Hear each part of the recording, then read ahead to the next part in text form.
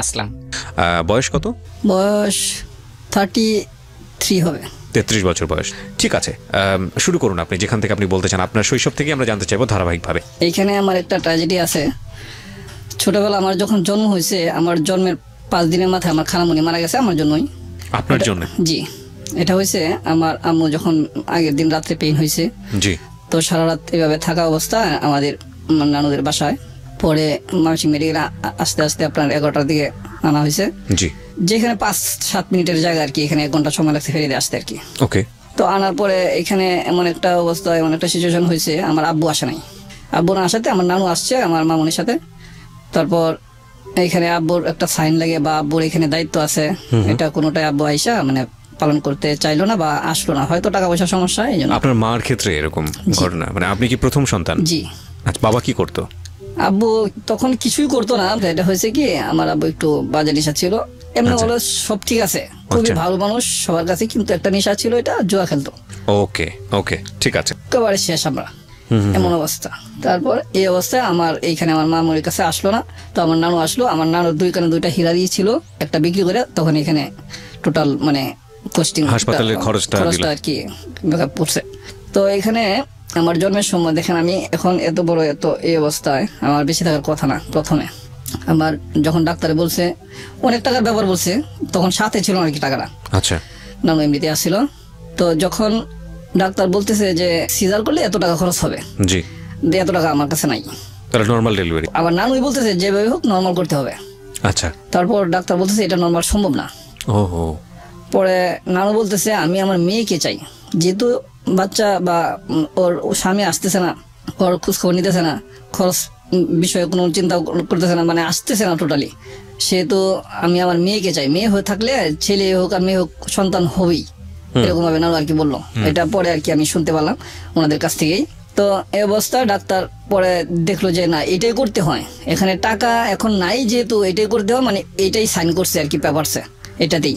পরে ডাক্তাররা চেষ্টা করে কিন্তু আবার নর্মালি আমাকে মানে স্বাভাবিক হয়েছি। যাই হোক, আপনি শেষ পর্যন্ত নর্মালি হয়েছে আর কি। হ্যাঁ। হওয়ার পরে আমাদের সবার যারা আত্মীয় স্বজন আছে, আমি নানুদের মাঝে, নানুদের এবং খালামণিদের মাঝে, মামাদের মাঝেও আমি সবার বড়, মানে নাতিনের ভিতরে কি, নানুদের নাতিন ছেলেদের ভিতরে। তো আবার মেয়েদের ভিতরে আমার যে খালামণি আমার জন্য মারা গেছে, ওর একটা বাচ্চা 1.5 মাসের রাইখা মারা গেছে, আমার 1.5 মাসের বড়। তখন সব আত্মীয় স্বজন যখন জানা হইলো, তখন সবাই আসলো হাসপাতালে একবার করে দেখার জন্য। দেখে আসলো সবাই, দেখে দেখে চলে গেল। খালামণি মার সাথে থেকে গেল। তো মা এখানে মনে 2 দিন ছিল। 2 দিন থাকার পর মার সাথে একবার নানু বাড়ি চলে গেছে। নানু বাড়ি চলে যাওয়াতে আপনার যেদিন এই যে আপনার যে গ্রামের বাসায় বলে হাট্টারা বলে, জি, এই অনুষ্ঠানটা যেদিন করবো এর আগের দিন আমার খালামণি চলে আসছে যে খালুরকে নিয়ে পরে আসবো আর কি অনুষ্ঠানে। আচ্ছা। তো অনুষ্ঠানের কাজ মোটামুটি রাত্রে থেকে শুরু হয়েছে, সকালে কাজটা মোটামুটি ফাইনাল হবে।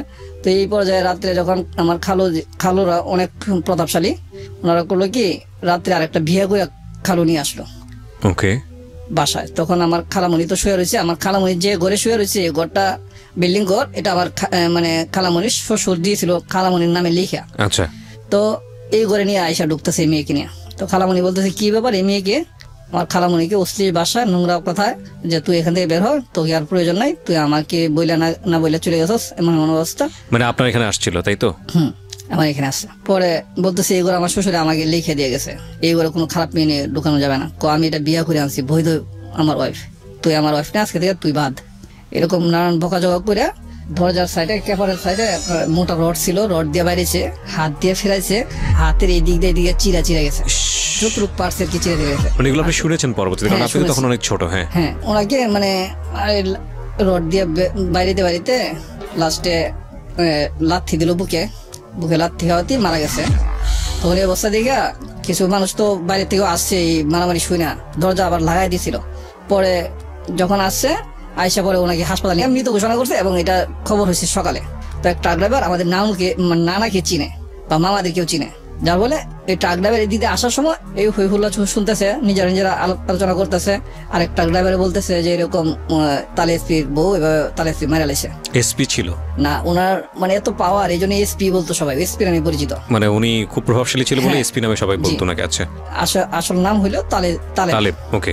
যখন এই ট্রাক ড্রাইভার শুনলো, শুনে তো বললো হ্যাঁ সুলতান ব্যাপারী তো অমুকের মেয়ে, তাহলে চালু করে আসছে। আইসারা বলছে, তখন আমাকে নিয়ে এদিকে মানে যে হাইটটা যেটা বলে আর কি, এটার প্রসেস চলতেছে। আমার আম্মু বললো আমার মামার যে কোটাটা, এই কোটাতে আমার শুয়ে রেখা ওই টুকটাক কাজ আম্মু করতেছে। আমি যে এখানে শুয়ে আছি, যখন এই ঘটনা শোনার পরে আমি আছি কি নাই, কারো কোনো মানে হুশ নাই, মানে জ্ঞান নাই। সবাই এক চিল্লি এক দৌড়, বাসার গেট তালা মাইয়া।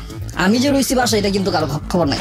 একবার মৃত্যু রাতে কিন্তু আমি বেঁচে গেলাম আপনার জন্মের সময়। আবার এখানে দেখেন 24 ঘন্টা আমি কিন্তু উপোস, এই শিশু বাচ্চা 5 দিনের। আচ্ছা, আমার খোঁজ খবর কেউ নাই। মানে এই 24 ঘন্টা আপনি তালাবদ্ধ অবস্থায় ছিলেন? হ্যাঁ, তালাবদ্ধ অবস্থা। মানে আমার খোঁজ, কেউ অজ্ঞান হইতেছে, কেউ লাশের কাছে হইতেছে, মানে লাশ তো আনতে দিতেছে না, এখানে মামলা, অনেক ঝামেলা, যার ফলে টোটাল 24 ঘন্টা চলে গেছে। আম্মু বললো যে 24টা ঘন্টা চলে গেছে। আগের দিন সকালে গেছি, পরের দিন সকালে আমরা আইসা তোরে পাইছি, তাও খাটের নিচে। Very strange. ওকে। পরে এই অবস্থা, আমার খালামণিকে তো হারাইলাম এখানে। তারপর আমার আস্তে আস্তে বড় হইতে লাগলাম। আমাকে নানু এইসব বললো। নানুই প্রথম আমাকে বলছে একদিন, যেদিন আমি এর আগে জানতাম না, যখন আমি তখন ছোট, হঠাৎ করে নানু বলতেছে, আমি দুষ্টামি করতাম খুব প্রচুর, আমি আমার ছেলেটার মতো কিন্তু আমি দুষ্টামি করতাম। প্রথম বলার পরে আমি আম্মুর কাছে জিজ্ঞেস করলাম, আম্মু বললো। পরে আমার খালামণির কবরে তখনই প্রথম ছোটবেলা আমি যাই জিয়ারত করি, এবং আমি খালামণির জন্য কান্নাকাটি করি প্রথম জানার পরে আমি মনে মনে একটা প্রতিজ্ঞা নিয়ে আমাকে ভবিষ্যৎ কিছু একটা করতে হবে।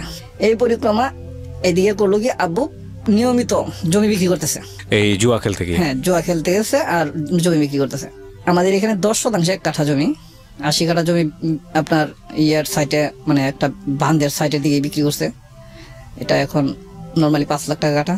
ওরে বাবা। আর কি এটা আপনার বিক্রি করছে যখন, তখন আমার বয়স 11-12 হবে।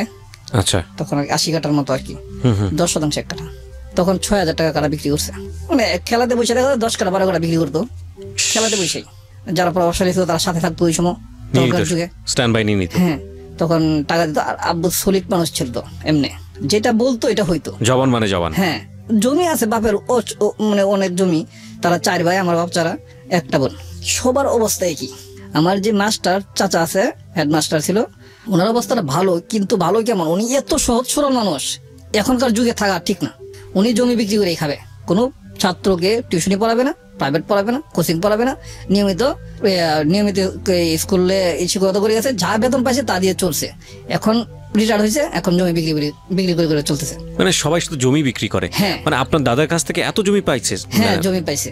বাহ। এখন হয়েছে কি, আবার আমার মাস্টার যেটা, 3টা মেয়ে 1টা ছেলে, প্রত্যেকটা আবার একটা অনার্স আর একটা ডিগ্রি করতেছে, আর একটা ইন্টার পড়তেছে। তো এরকম করে করে জমি কিন্তু আমাদের টোটালি এক সাইড হয়ে গেছে। এখন যেটুকু আছে আমরা চলতে পারি। এখন এই পরিবেশে আমি হইলাম কি, যখন দেখতেছি জমি বিক্রি করতেছে, আমার পড়াশোনাটার চাপটা বা হয়ে গেছে, মানে ডিল হয়ে গেছে, পড়াশোনা দিকে আর মন ঢুকতেছে না। আম্মার কষ্ট, আম্মাকে মারে, দান দুন যাই হয় সব বিক্রি করে বস্তা পরে, আম্মু না করে আম্মুকে মারে। এই বস্তা করে মানে সংসারে এত একটা অশান্তি, মানে ঝগড়াই, সবসময় নিয়মিত ঝগড়া।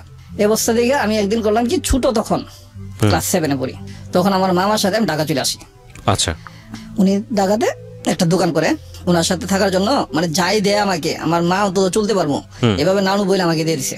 পরে এখানে কয়েক মাস ছিলাম, রোজার মাস ছিল তখন, রোজার মাস ছিলাম, রোজার পরে ঈদে যে গেছি, পরে আবার যা স্কুলে ভর্তি হয়েছি, আবার পড়লাম 2 বছর।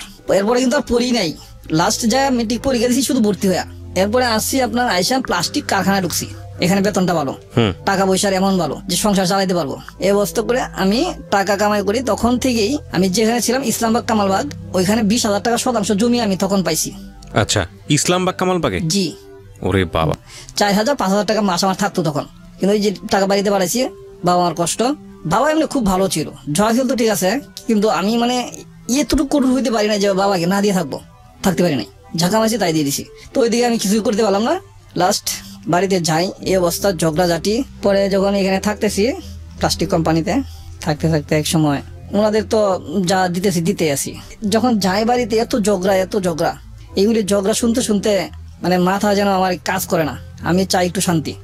তারপরে হঠাৎ করে এখানে আমার এই যে কোয়ার্টারে থাকি, ওইখানে ছেলেটার সাথে, মানে ছোট বাচ্চাটার সাথে ঝগড়া হইতেছে, তখন আমি যা ফিরাইলাম আর কি।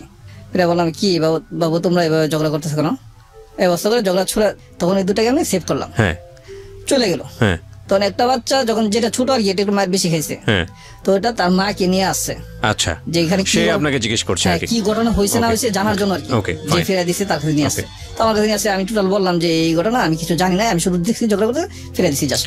আমি পরিচয় দিলাম যে এখানে গুড্ডু ভাইয়ের আপনার ইয়েতে থাকি, Quarter-এ। থাকি আমি প্লাস্টিক কারখানা একটা চাকরি করি।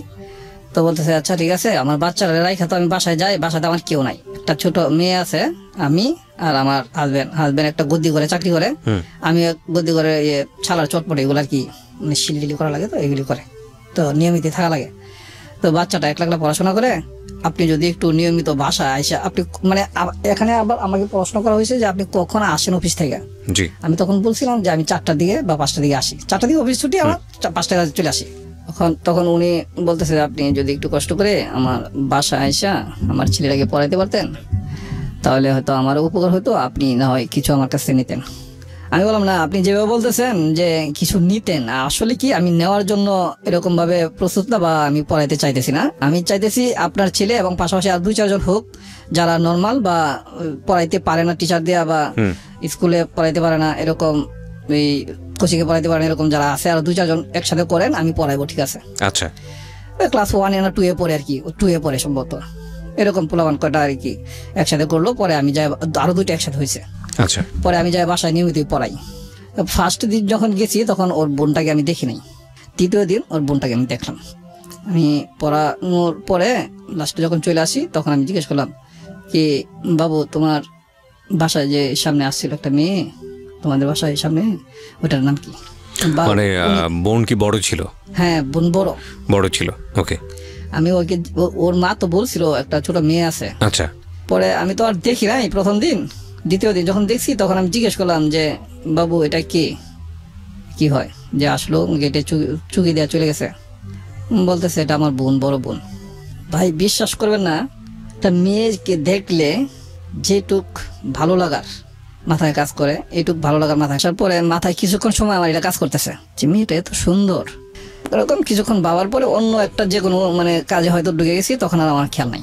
আচ্ছা পরের দিন আবার গেলাম, আমি খুঁজি, যাওয়ার পরে আমার খেয়াল হয়েছে, পরে খুঁজি পাই না, ঠিক এই সময় থাকে না। আবার আসার সময় ওকে জিজ্ঞেস করলাম, আপু তো ওইদিকে যায় ও একটু মানে মাথার সমস্যা ছিল, জি মানে যেটা হচ্ছে স্বাভাবিকভাবে যে একটা মানুষ চলে নম্রতা ভদ্রতার সাথে, এই সেন্সটা টোটালি আর নাই, এটা আমি বুঝতে পারি নাই। আচ্ছা আমি প্রথমত ভাবছি যে বয়স কম, তখন কিন্তু বয়স খুব কম ছিল, 14 বছর বয়স ছিল।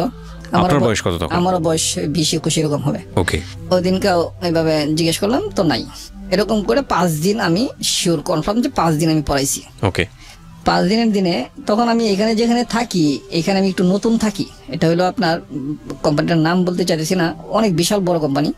আমি খুঁজে এই কোম্পানিটা বের করছি আর কি, অনেকগুলো ছোট ছোট কোম্পানিতে কাজ করার পরে আমি খুঁজে অনেক বড় একটা কোম্পানি বের করছি, এই জন্যই যে আমি নির্ধারিত মানে এক সময় কাজ করে যেতে চাই এক কোম্পানি থেকে। আচ্ছা, ছোট ছোট কোম্পানিতে এক সময় কাজ আছে, এক সময় নাই, প্রোডাকশনের কাজটাই ছিল আমার।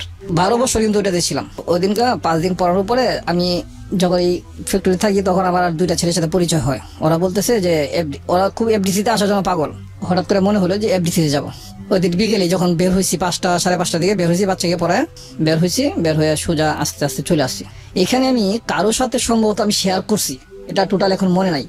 অবাক, আমি এখানে আসলাম, ঠিক আছে, মগবাজার এসে নামছি, এত কিছু চিনে কিন্তু তখন এফডিসি তোর নাম জানি, মগবাজার নাম জানি, মৌচাক নাম জানি, কিন্তু কোন জায়গা মৌচাক কোন জায়গা মগবাজার চিনি না। তো আসার সময় ডাইরেক্ট মগবাজার আইসা নাইমা পরে এফডিসিতে যাইতে হবো এরকম শুনছি। তো মগবাজার আইসা নামছি, পরে কিভাবে যাইতে হবো জিজ্ঞেস করছি, এদিকে যায় রেল লাইনের সামনে এদিকে যাইতে পারবা। তো আসলাম, রেল লাইনে ঢুকলাম। ঢুকার পরে ওকে আমি প্রথম দিন এই চেক বল ইয়েটা দেখলাম, জামাটা ঠিক এই জামাটায় আমার থেকে মনে হয় যে 100 হাত দূরে হবে। সন্ধ্যা হয় না এখনো, এখান থেকে আসছি তখন সম্ভবত 7টা সন্ধ্যা হয়, সন্ধ্যা এখনো হয় নাই। একটা ট্রেন আসতেছে, আমি ট্রেনের সিগন্যাল শুনছি, পিছন থেকে আসতেছে না, সামনের দিক থেকে আসতেছে। মেয়েটা হাঁটতেছে, আমিও নর্মালি হাঁটতেছি। আমি তো এরকম এত কিছু মানে তখন আমার ফলো করতেছি না। পরে করলাম কি, আমার একটু এরকম ডাউট হলো, সামনের দিকে একটু জোর করে হাঁটতেছি, ট্রেন এখনো দূরে আছে। আমি ভাবলাম যে ওই মেয়েটাই নাকি, একটু জোর করে হাঁটতেছি, কাছাকাছি যাই। যখন ট্রেন কাছাকাছি আছে তখন আমি বলতেছি কি এক্সকিউজ মি, আপনি ট্রেন লাইন থেকে নামতেছেন না কেন? ট্রেন এসে পড়তেছে, তো ট্রেন মোটামুটি এখন দূরে আছে। তো নামার কোনো আগ্রহ বুঝতেছি না। পিছন দিকে তাকাইলো না, হাঁটতেছে, কিন্তু হাতগুলো অনেক সুন্দর দেখা যাইতেছে। আমি আর একটু জোরে হাঁটলাম, মানে রেল যেদিকে আসতেছে ও সেদিকে যাচ্ছে। আমি আর একটু জোরে হাঁটলাম। কি ব্যাপার, আপনি নামতেছেন না কেন? নামতেছেন না কেন বলতেছি, ট্রেনের কাছাকাছি চলে আসছে, আমি হাত ধরে টান দিয়ে নামা ভাবছি। কি ব্যাপার, মানে কি বলে আমি হাত ধরে টান দিয়ে নামাইছি। আমি ভাবছি যে যদি আমার দুশো হয়ে থাকে হোক, আমিও তো আগে নামাই। এটা যদি হ্যাঁ ইচ্ছা করে যাক বা ইচ্ছা না করেও যাক, হইতে পারে যে ওখানে অনেক ট্রেন দূরে আছে, নামতেছি, সমস্যা কি, বলতে পারে এটা আমাকে। আমি নামানোর সাথে সাথে যখন ঘুরলো আমি তো অবাক, আমি তো ওইটাই তো ওইখানে দেখলাম। আমি বললাম আপনাকে তো আমি ওইখানে দেখছি, আপনি কি সেই না ওইখানে দেখছেন? মানে লাবলুর বোন না আপনি? আমি তো ওই জন্যই বলতেছি, মানে হতবাক দেখে, কি ব্যাপার আপনি ওই না? প্রথম দিন তো আমি একবার দেখছি, এতটা ফলো করতে পারছি না, কিন্তু মানে যাকে আপনি পড়াতেন তার বড় বোন ছিল সে? বোন। আপনারা একটু জাস্ট শোনা শুরু করেছেন, আপনাদের সবাইকে আমি রিকোয়েস্ট করব, যেহেতু অনেকেই এই গল্পটা শুনে সেহরি খেয়ে ঘুমোতে যাবেন, আমি জানি যে এটা অনেকটা কষ্টকর অনেকের জন্য জেগে থাকা, তারপরেও জেগে থাকবেন। This is one of the biggest story, এবং শুনলে বুঝতে পারবেন। ওকে, হ্যাঁ বলেন। তারপর যখন আমি এইভাবে দেখলাম, আমি নর্মালি সম্ভবত 20-25 সেকেন্ড সময় আমি কিছু বলতে পারি নাই, মানে হতবাক। এই জন্য আমি ফলো করতেছি কল্পনাতে যে ওই মেয়েটা যে দেখলাম ওই মেয়েটাই নাকি। আমার অনুভবে বলি, আমি 20-25 সেকেন্ড সময় আমি কিছু সেন্স ছিল না, ব্ল্যাঙ্ক ছিল না একেবারে, সম্ভবত আমার এরকম মনে হয়েছে আর কি। ওকে, স্তব্ধ হয়েছিলাম। তো আমি তখন বললাম, তৎক্ষণিক বললাম যে কি ব্যাপার, আপনি যে সেই মেয়ে লাবলুর বোন আপনি? কিছুক্ষণ চুপ রইল, আবার জিজ্ঞেস করলাম, আবারও চুপ রইল। থার্ডবার যখন জিজ্ঞেস করলাম তখন বলছে হ্যাঁ। আপনি এখানে আমার টান দিয়ে ভাসাইলেন কেন? মানে আপনি কি আত্মহত্যা করতে চাইছিলেন আসলেই? কহ জি। আমি মানে আত্মহত্যা করবেন মানে সমস্যা কি? আর আপনি আজকে আমি এখানে আসলাম, হঠাৎ করে আপনি আমার সামনে আত্মহত্যা করতেছেন, এটা আবার কেমন কথা? এরকম অনেক ধরনের কথাবার্তা এখানে হয়েছে। আমি সবচেয়ে অবাক আর সবচেয়ে মর্মাহত যে আপনি কেন আত্মহত্যা করবেন এবং আমার কাছাকাছি এবং আমার সামনে কেন? মানে এই জিনিসটা, এই বিষয়টা আমার খুব হতবাক করছে আমাকে। তো পরে উনি বলতেছে যে আমি তো একজনের সাথে রিলেশনশিপ করছি, ওর ছেলেটার নাম জাফর। তো আমাকে মানে ধোঁকা দিছে। ও যখন আমাকে অবস্থায় মানে প্রেগনেন্ট করছে, অবস্থা স্বীকার করে না। ও বলতেছে আমি অন্য কারোর সাথে এরকম করছি, আরো কারোর সাথে অ্যাফেয়ার আছে। ওরে অ্যাকচুয়ালি অনেক ছেলেরই পছন্দ করতো, অনেক সুন্দর ছিল। ওকে, আমি বলতেছি যে আপনি বিষয়টা আমি বুঝতে পারলাম না ঠিক, আপনি ক্লিয়ার বলেন। বলতেছে আমি প্রেগনেন্ট, 2 মাস হয়ে গেছে, 1 মাসের উপরে 2 মাসের কাছাকাছি অবস্থা। এখন তো ও আমাকে স্বীকার করে না, আমি তো মা বাবাকে বলতে পারতাছি না। আমি কিছু সময় অফ রইলাম, ও হাঁটতে শুরু করলো, কিছু দূর চলে গেছে। আমি ওরে ডাক দিই নাই, আমি দৌড়াই গেছি, দৌড়ায় যা সামনে ধরেছি। কোথায় যেতেছেন? যেদিকে তুই চোখ যাও এদিকে চলে যাবো। আমি বললাম দাঁড়ান, আল্লাহ তাআলা পৃথিবীতে যত সমস্যা দিছে প্রত্যেকটা সমস্যার সমাধানও দিছে। নিশ্চয়ই হয়তোবা কেউ এই কিছু কিছু সমস্যা জীবন দিয়ে শেষ করে, তার আগেও যে সমাধান থাকে এটা সে খুঁজে পায় না বা খুঁজতে চেষ্টা করে না, ভাবে এইটাই তার সমাধান। আমি খুব চিন্তা বুদ্ধি করে আস্তে গুছায় কথাটা বললাম তারে, যে এছাড়া এখান থেকে ওরে নেওয়ার অন্তত প্রচেষ্টাও তৈরি হতেছে না, আপাতত নিতে হবে। বিশ্বাস করবেন না, আমি ওদিনকা এখান থেকে নিয়ে গেছি ওকে। নেওয়ার পরে আমি ওদিনকা সারা রাত ওকে আবার এখানে আমি একটা দিছি।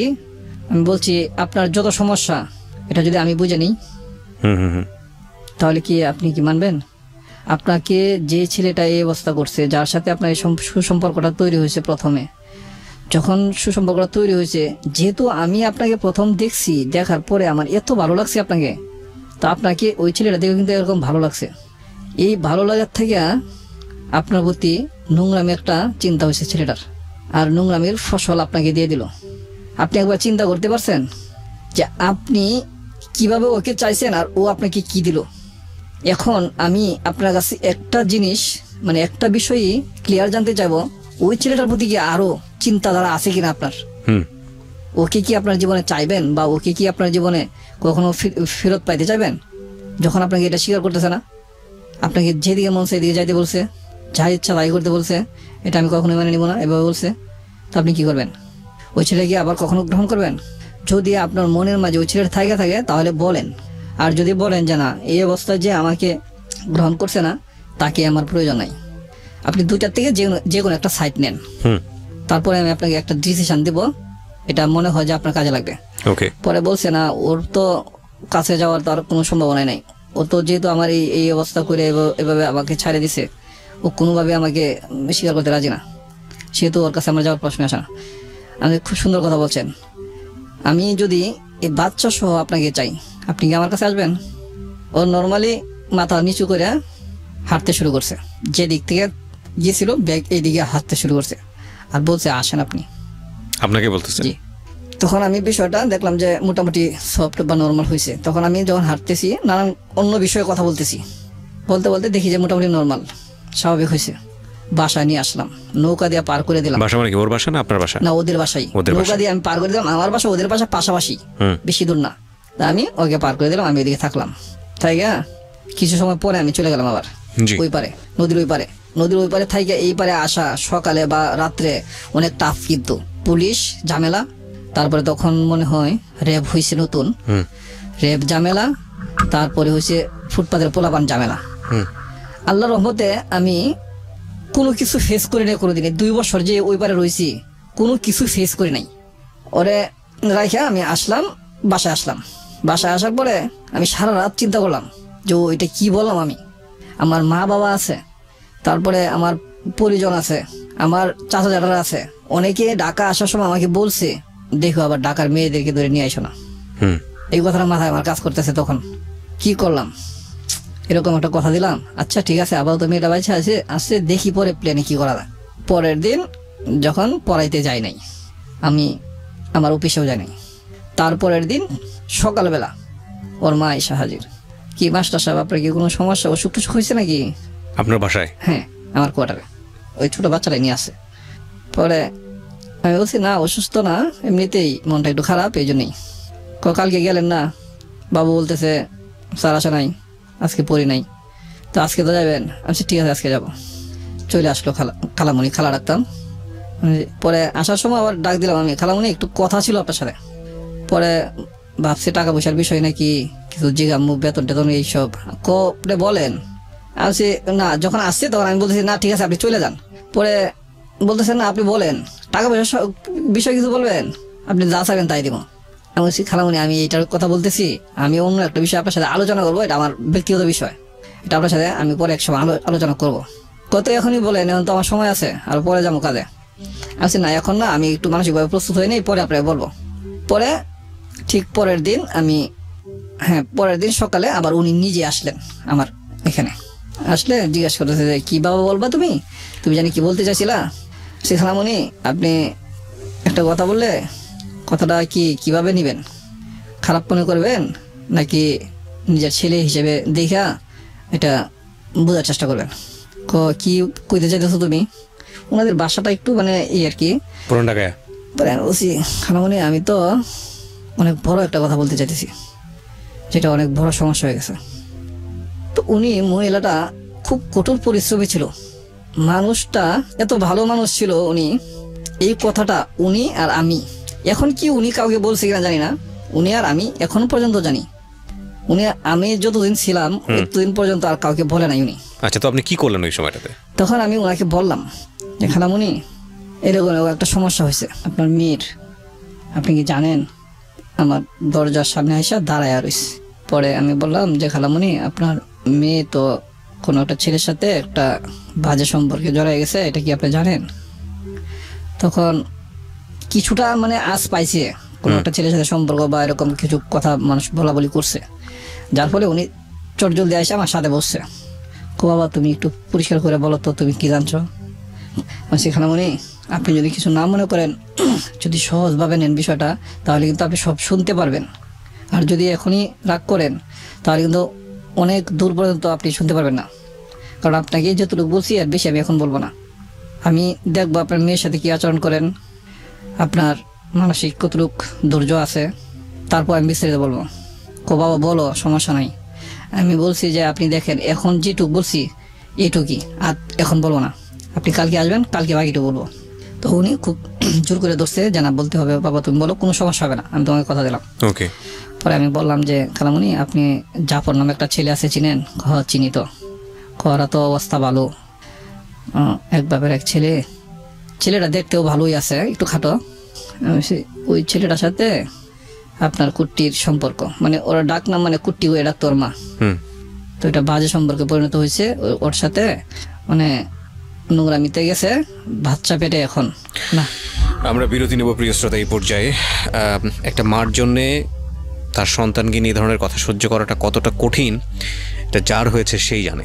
তবে একটা কথা সবসময় আমরা বলি, জীবন নাটকের চেয়েও নাটকীয়। এবং কি আমি কথা দিছি যে এটার একটা সলিউশন আছে, এটা নিয়ে আমি তো এরকম হইতে পারে কোনো একজন মানুষ এরকম একটা কিছুর দায়িত্ব নিতে পারে, সেটা আমিও নিতে পারি। আচ্ছা, আমার কথাই বলছি, আমি এখনো ভালোবাসা তাকে আমি টানতেছি এরকম না। পরে আমি যখন শুনলাম ওর কাছ থেকে এই কথা, পরবর্তীতে বারবার মনে হইলো যে এই মেয়ে অনেকের সাথে এরকম নোংরামি করছে, অভ্যাস আছে। আমার খুব রাগ হয়েছে কথাটা শুনে। আমি এখান থেকে ফিরে চলে আসি। তখন আমি ওর মার আগে ওর সাথে একটা ডেট করি, বলি দেখো আমি ওর কাছে গেছিলাম, ও তো আমাকে এভাবে বলছে। তখন ও আমার কাছে চলে গেল আগে। আমি পিছন যাইতেছি, কিছু দূর যাওয়ার পরে আমি আর যাইতে পারলাম না, কারণ ওদের সীমানার কাছাকাছি এভাবে যদি ডাকাডাকি করি বা পিছনে হাঁটি তাহলে একটু সমস্যা আছে। পরে ওর ভাই রাস্তায় আপনার বেরিবাদে খেলতেছে, ওর বাইকে দিয়ে আবার খবর পাঠাইলাম যে স্যারে তোমাকে যাইতে কইছে আম্মুকে নিয়ে, খুব জরুরি কথা আছে। যখন আম্মুর কথা বলছি তখন আর আসে না, তো ওর আম্মুকে বলছে, ওর আম্মু আসছে। পরে আমি বলছি খালামণি আপনি আসছেন, ওকে সাথে নিয়ে কিছু কথা বলতে চাইছিলাম, আপনি যদি আমাকে বলার সুযোগ দিতেন তাহলে দুজন একসাথে থাকলে ভালো হতো। পরে আসো বাসায় যাই। আমি বাসায় গেলে আপনার এখানে কোনো সমস্যা? না কোনো সমস্যা না, আমি সাথে আছি বা সমস্যা গেল। পরে বাসায় গেছি, যাই দেখি ওনার বাবা আসছে। বাবা আসলে আমি এখন ভয় পাই যাইতেছি যে বাবার সামনে আবার ওর বাবা বারবার আমার দিকে তাকাইতেছে আর জিজ্ঞেস করতেছে, আড়ালে যা জিজ্ঞেস করতেছে কে ছেলেটা। ওর বাবা আমার যে কয়েকদিন মাস্টারি করছি দেখে নাই, বাচ্চাদের পড়াইছি দেখে নাই। পরে যায় ওর মাকে আড়ালে নিয়ে জিজ্ঞেস করলো, পরে বলছে এই ঘটনা, বাচ্চাকে পড়ায়, আরো বাচ্চাদের পড়াইবো, মানে উনি ম্যানেজ করছে আর কি। ওর বাবা চলে গেছে এখান থেকে। পরে খালামণি আসলো, ও আসলো। আমি বললাম খালামণি দেখেন, এটা যদি আপনি আমার উপরে এখনো ছাড়তে পারেন না, বা এটাকে আপনি এরকম ভাবে নিতে পারেন, আমি বলছি মানে টোটালি যেটা বলছি সত্যি এটা বলতেছি। আমি বলছি দেখেন আপনি এটাকে ফালা দিতে পারেন, ক্লিয়ার করার জন্য বলছিলাম আর কি, ক্লিয়ার করতে পারেন, বা এটার জন্য আমি নিতেও পারি, কিন্তু আমাকে যে দিবেন, আমাকে কতটুকু বিশেষ করে দিবেন এটা আপনার জানা দরকার আছে। ওর মা বলতেছে বাবা দেখো তুমি যে কথা বলছো আজকের যুগে এই সব কথা মানুষ বলে না, তোমার সাথে আর কিছু বোঝার নাই। পরে বলতেছে কি তোমাদের ফ্যাক্টরিতে কয়েকটা মেয়ে কাজ করে, আমাদের এই দিক থেকে যায়। আমি বলছি হ্যাঁ চিনি তো। ও যখন বাড়িতে থাকে একলা থাকে, অন্যদের সাথে আড্ডা দেয় ফালতুমি করে, এসছে তুমি তোমার এখানে নিয়ে কাজ দেও একটু। পরে ঠিক তাই করলাম, যে তোমার এখানে থাকলো, তোমাকেও দেখলো, তুমিও দেখলা, তুমিও চিনলা জানলা, তোমাকেও হ্যাঁ চিনলো জানলো। পরে ঠিক তাই করলাম, আমার কারখানায় আমার ফ্যাক্টরিতে নিয়ে কাজে দিলাম। ওইখানে কাজ করে, ওর সাথে আমার কোনো পরিচয় নেই, দূর থেকে ও যা দেখে আমাকে আমি ওকে তাই দেখি, কথা নাই, কোনো পরিচয় নেই, এরকম একটা ভাব। 1 মাস হয়েছে, তখন তো ওইদিকে আগায় গেছে, বাচ্চা বড় হওয়ার ব্যাপার, বাচ্চার বড় ব্যাপার। পরে 1 মাস থাকার পরে এখানে একটু সুসম্পর্ক আমাদের দুজনের ভিতরে হয়ে গেল। এই 1 সপ্তাহ পরে থেকে কথাবার্তা চলে। তো ম্যানেজার 2জন ছিল, করিম ভাই, কবির ভাই মারা গেছে, আল্লাহ ওনাকে ভালো জায়গায় রাখুক। ওনাদের সাথে সবসময় থাকতাম আমি, ওনাদের অফিসে শুইতাম আমি বেশিরভাগ নাইট পড়তো আর কি, নাইট করা হইলে 2টার পরে শুইতে হইতো, 2টার পরে ওনাদের অফিসে শুইতাম আমি ওনাদের সাথেই। তা একদিন কবির ভাই ডাইকা নিল, এইখানে বসে তুই কাজ করবি আর ওরা ওইদিকে ওই রুমে করবো। কেন ভাই? ও এত নম্র ভদ্র ব্যবহার দেখাইছে অফিসে, এর চেয়ে ভালো ভদ্র ব্যবহার হইতেই পারে না। একটু দুষ্টামি করে আর কি, দুষ্টামি এরকম, কিন্তু এটা একটু খারাপও লাগে। আবার অনেক সময় মনে করি যে বড় ভাই হিসাবে এরকম মানে চোর দেয়, একটু হাতে ধরে টান দেয়, এরকম কিছু টাইপের আর কি। এত নোংরামি কিছু না, অন্য কিছু বোঝা যায় না। তা আমি যে আগে পছন্দ করি বা ও আমাকে এখন পছন্দ করতেছে, অলরেডি পছন্দ করা শুরু হয়ে গেছে, কিন্তু আগে তো কথা দিলাম এরকম পরে এইভাবে অলরেডি পরে পছন্দ করা শুরু হয়েছে, এত ভালো লাগে। পরে কবির ভাই এটা ফলো করলো, নিয়মিত আসি, খোঁজ খবর নেই, তুই এখানে একলা বসে অফিসে কাজ করবি, মাল কিছুগুলো আইনা দিল এখানে আর ওরা ওইখানে করবো। কেন ভাই আমি এখানে কেন? তো উনি যা বললো আর কি এটাই, যে তুই ওদের চেয়ে সম্পূর্ণ আলাদা, সব দিকে আলাদা, তোর সাথে কথা বলার কেউ নাই, মানে তোর যে চেহারা সুন্দর, যে গেট আপ, এই গেট আপে তোর সাথে কথা বলার কোনো লোক নাই, একমাত্র আমারই টার্গেট করছে, আমি একটু ভালো পরিবেশে থাকতাম আর কি। ওকে, আমাকে টার্গেট করছে এবং আমাকে ডাইকে আনছে, ডাইকে আনা মানে আমাদের দুজনে আর একটু মানে পরিষ্কার হইতো আর কি, সে যে কি সত্যি মানে কবির ভাই চাইতেছে যে আমার সাথে ওর কি মানে টোটাল সম্পর্কটা কি জানার বুঝতে জন্য আর কি চাচ্ছে এখানে আপনি, আলাদা আনছে এবং আমাকে ডেকে আনছে। তো জিজ্ঞেস করলো, পরে আমি ক্লিয়ার বললাম যে হ ভাই চয়েস করি। ও কি চয়েস করে কিনা আমি জানি না। তো ওকে জিজ্ঞেস করলো 100 বার, ও বলে নাই। পরে আমাকে বলতেছে তুই যদি ওকে ভালোবাসিস, চয়েস করিস, হুম, ওর দায়িত্বটা আমি নিলাম। তুই ওকে হাত ধরে নিয়ে যাবি নান্নার বিরিয়ানিতে, যা বিরিয়ানি খাওয়াবি। হুম, এদিনকার ফ্যাক্টরিতে ফার্স্ট মানে মানে এটা এমন ভ্রাষ্ট হয়েছে, যেহেতু ম্যানেজার বলছে হাত ধরে নিয়ে যা বিরিয়ানি খাওয়ার জন্য, এরপর ওর সাথে আমার রিলেশন আছে, ও জানে আমিও জানি, ও তো চয়েস করেই, কিন্তু এখানে প্রকাশ করতেছেন আর কি। তো ওকে হাত ধরে, এত সুন্দর হাত ভাই আমি ধরলাম প্রথমে, এত সুন্দর হাতটা আমি প্রথমে ধরলাম, এত সফট এত নরম ধরে আপনার যে গেট দিয়ে বের করছি, এই গেট সচরাচর খোলা হয় না, মেইন রোডের সাথে গেটটা, এই গেটটা খুলে ওই দিক দিয়ে যাইতে বলছে, এদিক দিয়ে গেলাম। তো আমরা অনেকদিন ধরে কাজ করি, তো এখানে আমরা সিনিয়র হয়ে গেছি, এদিক গেলাম। কবির ভাই বলছে যে এই দিক দিয়ে যা, ওই দিক দিয়ে ঘুরলে অনেকটা ঘুরে যাওয়া হইব। যায়া নানা বিরিয়ানিতে বসলাম, 2টা বিরিয়ানি নিলাম, আমারটা আমি নিলাম, ওরটা ওর দিলাম। ও আমার এখান থেকে যে কতটুকু ওর মুখে দিছি এটুকুই খাইলো। যেহেতু এভাবে দেওয়া নেওয়া হইতেছে, সেটাকে একটু প্রেমের দিকেই যাইতেছে, এটাই তো বোঝা যাবে। রাইট, আমি টোটালি তখন আমার অন্তর থেকে ওরকে ভালোবাসতে শুরু করছি, ওর আকর্ষণ, ওর সৌন্দর্য দিকে আমার আকর্ষণ মানে লেগে গেছে আর কি আমার, যেটা সত্যি এটাই। ওকে আমি এখন চাইতেছি যে কোনো মুহূর্তে ওকে আমি খুব কাছে পাই, ওকে, আমার এমন মনে হইতেছে। কিন্তু তারপরে আমি সময় নিতেছি মা বাবার দিকে মানে ফলো করে। পরে ওইখানে বিরিয়ানি ও খাইলই না ওরটার থেকে, আমারটা থেকে ওর একটু খাওয়াইলাম, আর বাকি কিছু আমি খেলাম, তারপরে আমারটাও রয়েছে। হুম, আসার পরে যখন ফ্যাক্টরিতে সবাই জানাজানি হয়েছে, এখন মোটামুটি সবাই জানে। কবির ভাই আমাকে বলতেছে আমি এটা মানে ব্রাশটা করলাম এই জন্যই যাতে অন্য কেউ ডিস্টার্ব না করে, তুই চয়েস করস তোর মানুষটাকে যাতে অন্য কেউ ডিস্টার্ব না করে। অন্য কেউ হয়তো চাইবো, আরো যারা মেয়েরা আছে অনেকে ডিস্টার্ব করে, অনেকেই মানে আপনার প্রপোজ করে হয়তো, বা কেউ সারা দিচ্ছে কেউ দিচ্ছে না এরকম। আবার কবির ভাই বলতেছে তোরটাকে কেউ সারা দেওয়ার মতো বা তোরটাকে কেউ প্রপোজ করার মতো সাহস তোর আছে আমার বোঝা যাইতেছে না, কারণ যে মানে সুন্দর জিনিস বা এরকম ভাবে বলতেছে, আমি মানে বাংলা ভাষায় যেটা আর কি বলে। পরে ওইখান থেকে বিরিয়ানি খাওয়ার পরে ওইদিনকে আসলাম, আইসা সবাই জানলো ওই বিষয়টা। জানার পরে আমি কোয়ার্টারে নিয়মিত আসি। পরে ওইদিকে আমাকে পোলাপান কয়টা আটকাইলো, ওই দিকের ছেলেরা আর কি আটকায়, বলতেছে মানে জাফরের সাইড না, এটা হচ্ছে অন্য ছেলেরাও ওকে চয়েস করতো আর কি। ওই ছেলের সাইডে কয়েকটা ছেলে আটকায় বলতেছে কি রে তুই কি এখানে থাকবি নাকি হারা যাবি আপনাকে, জি। তখন আমি ওনাদেরকে খুব সলভ ভাষায় খুব সুন্দর করে বললাম, দেখেন ভাই আপনারা যে বিষয়ে বলতেছেন আমি বুঝতে পারছি, বিষয়টা এমন একটা কঠিন পর্যায়ে দাঁড়াইছে, এই অবস্থাটা থেকে উত্তীর্ণ হওয়ার মতো কোনো পথ আমি খুঁজে পাইতেছি না। আপনারা যদি একটা পথ দেখান তাহলে আমি সেই পথে হাঁটবো, একটা পথ দেখায় দেন। ওই জাফরে যেভাবে কথাটা বলছিল, আমার বাসায় তুই বুঝিস না, ওই পোলাপানগুলো একই অবস্থা, মানে প্রতি উত্তরে যে কি উত্তর অনুযায়ী কি আনসার করতে হবে ওইটা না, তাদের যেটা কথা সেটাই। তোকে কি প্রথম বলছি বুঝস নাই, ঠিকঠাক থাকবি নাকি হারা যাবি মাঝখান থেকে, একই কথা। আমি বললাম ঠিক আছে, আমি মনে মনে বুঝতে পারলাম আর কি যে ওদের মাথা ঠিক নাই। তো আমি এই জন্যই বললাম মনে মনে যে আচ্ছা ঠিক আছে, ওদের কাছ থেকে আগে সেফ হই, পরে আমি চিন্তা করি অন্য কিছু। তো ওদের কাছ থেকে আমি চলে গেলাম, আমি বললাম ঠিক আছে ভাই আমি এখন থেকে আপনাদের কাছে চলে গেলাম, আপনারা আমাকে দেখবেন না এখানে, এই কথা বলে আমি চলে গেলাম আমার অফিসে।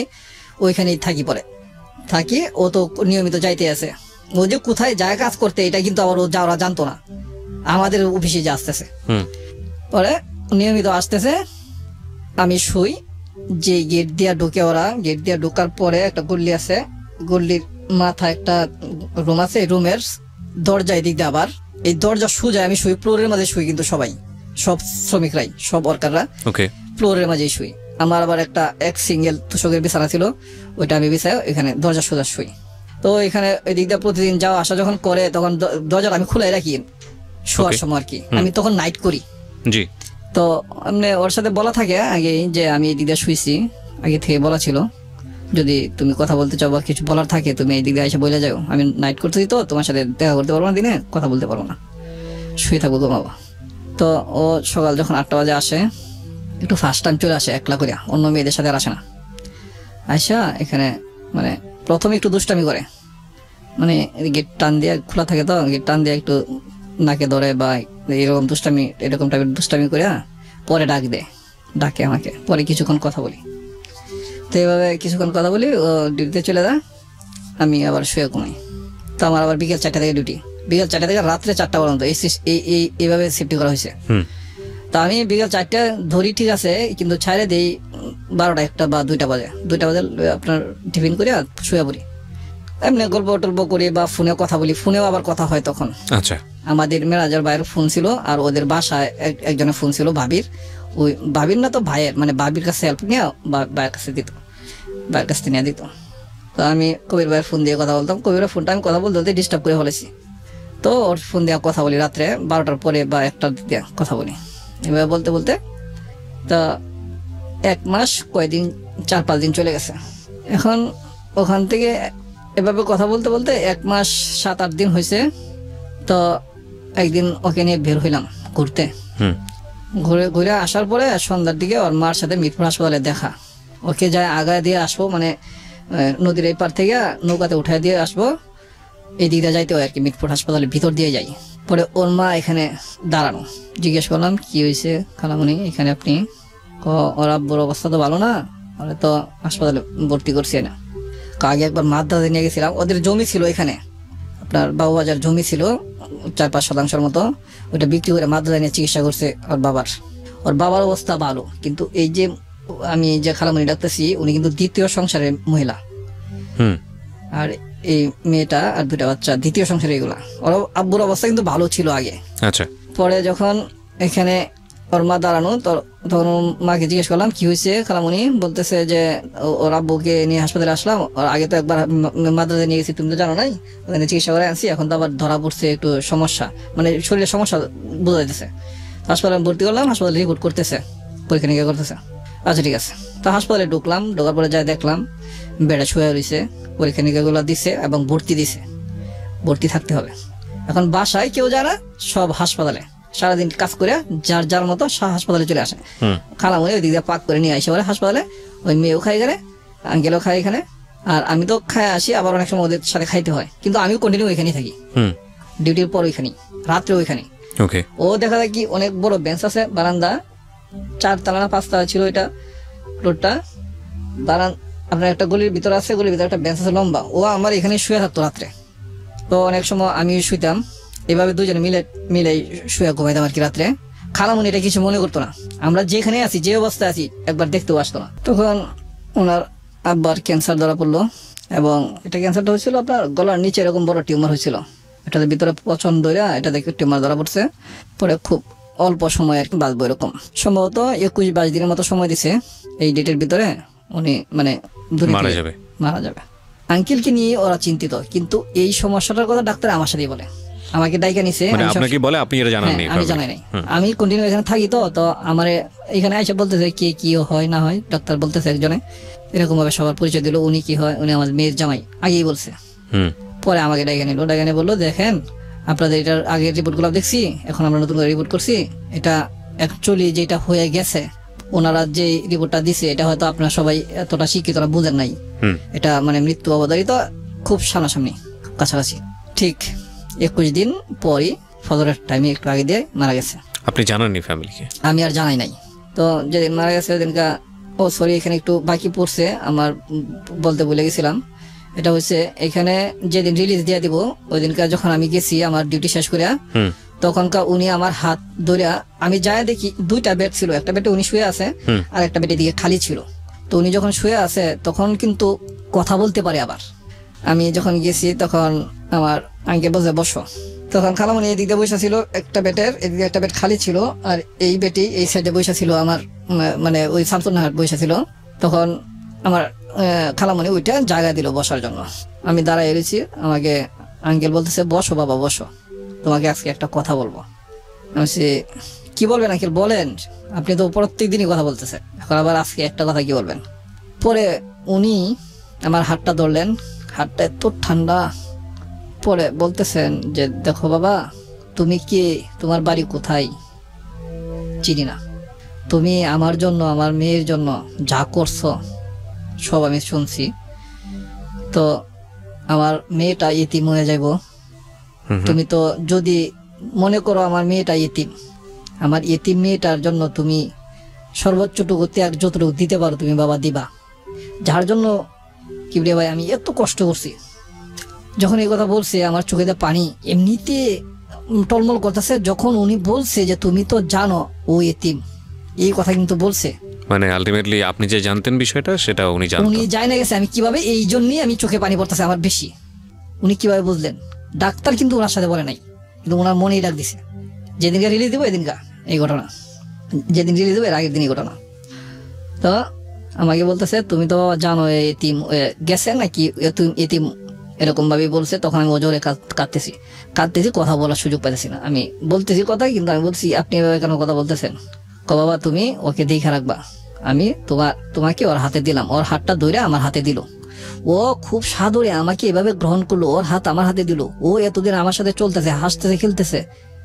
কেমন চিন্তা করেন, এমন একটা পরিবেশ তৈরি হইলো এখানে। খুব আমি মানে যেটা মানে সর্বোচ্চ মানুষের মানবিক দৃষ্টিকোণ থেকে একটু বিন্দু পরিমাণ যদি থাকে মানবিক দৃষ্টিকোণ, সেটাই আমার জাগ্রত হয়েছে। প্রচুরটা আছে আমার, কিন্তু কিছুটাও যদি থাকে সেটাই জাগ্রত হয়েছে এখান থেকে। আর পিছু হাঁটার মতো জায়গা নেই। আমার হাতে হাত দিয়া ওরা দিচ্ছি। এর আগে যে সিচুয়েশন গুলো আমি ওর প্রতি দুর্বল হয়েছি, ওর হাতে হাত ধরছি, ওর প্রতি যে আমার একটা আবেগ, আপনার এমনি অন্তরে আবেগ কি বলেন, আর যেটা মানুষ বলে যে পরিষ্কার ভাষায় যে অনেক সময় বলে যে সেক্সুয়াল একটা আবেগ, যেটাই বলেন, ওর প্রতি আমার অনেক ধরনের অনেক কিছু সৃষ্টি হয়েছে। অনেক সময় আমি একবার মনে বলে গেছি এখানে যে ওর প্রতি আমার এমন একটা আকর্ষণ তৈরি হয়েছে যা আমি এখনই ওকে চাই, খুব কাছে চাই। মানে কোনো কোনো সময় কোনো কোনো মুহূর্তে এমন ভাবে উপস্থাপন হয়েছে আমার সামনে, তার এক একটা পার্ট এক একভাবে আমি নিছি, এক একভাবে আমি তাকে আমি মানে গ্রহণ করতে চাইছি, এরকম ভাবে আমার মনের ভিতরে ও লাগছে। তো ওকে আমি বললাম যে তুমি যদি তোমার বাবা যেভাবে বলছে তুমি যদি এভাবে রাজি থাকো, তোমার বাবার কথা আমি একমত, তোমার বাবার কথা আমি এক বিন্দু পরিমাণও ফালবো না, আমার জীবন দিয়ে হইলেও রাখবো, কিন্তু এটা যদি তুমি ঠিক রাখো তাহলে কিন্তু আমি ঠিক রাখবো। আমি আঙ্কেলকে হাত ধরা, আমাদের তিনজনের হাত ধরা, আমি আবার রিপিট করলাম আঙ্কেলকে, আঙ্কেল দেখুন আপনার মেয়ে যদি এটাতে সম্পূর্ণভাবে থাকে, আপনি যেভাবে বলছেন এভাবে যদি ও থাকে, আমি ওকে কখনোই ছাড়বো না মৃত্যু আগ পর্যন্ত। আমি এই কথাটা বারবার বলি, এখনো বলি, সবসময় বলি যে আমি একে এই কথাটা বলছি, মৃত্যুর আগের দিন পর্যন্ত আমি ওকে ছাড়বো না। তো এখান থেকে পরের দিন নিয়ে যাওয়া হলো ওনাকে। আর এই ফাঁকে আমরা প্রতিদিন রাত্রি আমরা মানে দুজনই ছেলে মানুষই ছিলাম। আমার বয়স তো 21 ছিল, ওর বয়স ছিল 14 বছর। ছেলে মানুষই ছিলাম আমরা, অনেক দৌড়াদৌড়ি করতাম কিন্তু হাসপাতালে। বাচ্চা পোলাপান যেভাবে দৌড়াদৌড়ি করে, যেভাবে খেলাধুলা করে, এভাবে কিন্তু দৌড়াদৌড়ি করতাম আমরা। এখন যেটা বুঝি আর কি, এখন এটা বলতে গেলে নিজের কাছে অনেক ছোট লাগে বা মনে খারাপ লাগে যে এরকম কি করছি আমরা। কিন্তু কোনোদিন দুজনের ভিতরে কোনো রকম অনৈতিক বা অন্যরকম নোংরামি টাচ বা অন্যরকম নোংরামি চিন্তাও হয় নাই কাউকে, না আমিও না ও না। কিন্তু ও তো এই কাজটা করছে, কিন্তু ওইগুলি আমার মনে পড়তো না। পাশাপাশি দেখেন ওইটা কিন্তু বেড়ে উঠছে, খুব স্বাভাবিক। তো জুলাই আগস্ট মাস গেল, সেপ্টেম্বরের 17-18 তারিখে মারা গেছে। ওকে। তো আমি এখন মারা গেছে, এখন ওনাকে যাই খবর দিলাম। এখন একটু যাওয়া হয় না এদিকে, ও আসে, ওকে নিয়ে মানে প্রতিদিনই এখন ঘুরতে বের হই। বাবা মারা যাওয়ার পর দিন থেকেই এদিক সেদিক যাই, বসি, অনেক গল্প করি। গল্পগুলো খুব মানে সংসারী গল্প। তারপরে ওর বাবা মারা গেছে এই ধরনের কিছু গল্প, তার বাবা যেসব কথা বলেছে এই ধরনের কিছু গল্প, কিভাবে তোমার বাবার স্বপ্নকে বাস্তবায়ন করা যায়, কিভাবে তোমার বাবা আত্মার শান্তি পাবে, এরকম কথাবার্তা আমি বলতেছি নিয়মিতই। এই 5 দিন চলে গেল এইভাবে। 17, 5, 22, 23 তারিখ যখন আমরা ঘুরতে বেরোইছি, ডিউটি শেষ বিকাল 4টা, তখন আবার মিরপুর হাসপাতালে এদিক দিয়ে বের হই। মিরপুর হাসপাতালের সামনাসামনি আসছি, ওনার মা আসছে। ওনার মা এসে বলতেছে, বাবা এই পর্যন্ত তো কিছু বলি নাই তোমাকে, আজকে তোমাকে একটা কিছু বলবো। হাসপাতালের সামনে এখানেই খোলামেলা এবং খুব নিরিবিলি, মানুষজন নাই, এই সাইডটা গাছপালা ভরা, এদিকে মানুষজন কম আসে। পরে বলতেছে তোমাকে আজকে কিছু বলবো। কি বলবেন খালামুনি? বলতেছে আজকে ওরে তোমার হাতে তুলে দিলাম, তুমি ওকে নিয়ে যেদিকে যাইতে পারো, তোমার খুশি, তুমি ওকে রাখো, মারো আর বাঁচাও, যাই করো। আমি কিছুক্ষণ গভীরভাবে চিন্তা করলাম। এই দিয়ে কিন্তু আমার মা বাবা বা আমার আপনজন কিন্তু কিছু জানেও না, এবং আমি ভুলেও গেছি মোটামুটি প্রায় এই 1-1.5 মাস 2 মাস এই সময়টা আমি কিন্তু খোঁজ খবর নাই, টাকাও পাঠাইনি। তো ওই সময় আমার বাড়ির অবস্থাটা তেমন একটা খারাপ না, এখন এই সময়টা একটু ভালো ছিল। আচ্ছা, ভালো ছিল বলতে আমার বাবা আবার জমি বিক্রি করছে বাড়ি করার জন্য, বাড়ি করব। এর আগে দিয়ে আমার বাবা কিন্তু আমাদের অফিসে আসছিল টাকার জন্য। আচ্ছা, আসার পরে আমার বাবাকে ম্যানেজার বলেছে আর ছেলে অনেক বড় হয়েছে, বিয়ে করেন না কেন? দুষ্টামি করে বলছে, যদিও আমার বয়স নাই। ওই বিষয়টা মাথায় রেখে সম্ভবত আব্বু জমি বিক্রি করছে, জমি বিক্রি করে ঘর উঠানোর জন্য প্ল্যান করছে।